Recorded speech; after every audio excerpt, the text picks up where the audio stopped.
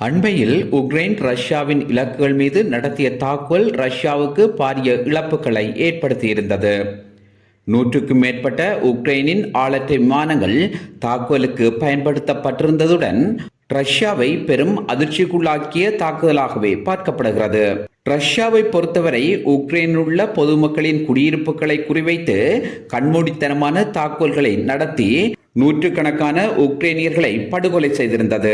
கடந்த ஞாயிற்றுக்கிழமை காகிப் நகரில் ரஷ்ய போர் விமானங்கள் நடத்திய குண்டுவீச்சில் 3 அப்பாவி பொதுமக்கள் கொல்லப்பட 50க்கும் மேற்பட்டோர் காயப்பட்டிருந்தனர். ரஷ்யாவும் உக்ரைனும் அப்பாவி பொதுமக்களை இலக்கு வைத்து தாக்குதல் நடத்தி மக்களை கொன்று குவித்து வருகிறார்கள் என்பதை மறுத்துவிட முடியாது. கிரிமியா தீபகற்பத்தில் உள்ள நகரத்தின் மீது உக்ரைன் நடத்திய தாக்குதலில் 5 கொல்லப்பட்டுள்ளதுடன் 100க்கும் மேற்பட்டோர் காயமடைந்துள்ளதாக ரஷ்யா அறிவித்துள்ளது. உக்ரைன் ஏவிய 5 ஏவுகணைகளில் 4 ஏவுகணைகள் ரஷ்ய வான் பாதுகாப்பு சாதனங்களால் சுட்டு வீழ்த்தப்பட்டதாகவும் சுட்டு வீழ்த்தப்பட்ட ஏவுகணைகளின் துண்டுகள் செவஸ்டபோல் கடற்கரையில் நின்றவர்களை தாக்கின. செவஸ்டபோல் கவர்னர் மிகைல் ரஸ்போஜெவ் கூறுகையில் 2 குழந்தைகள் மற்றும் வயதான ஒருவர் கொல்லப்பட்டதாக கூறினார்.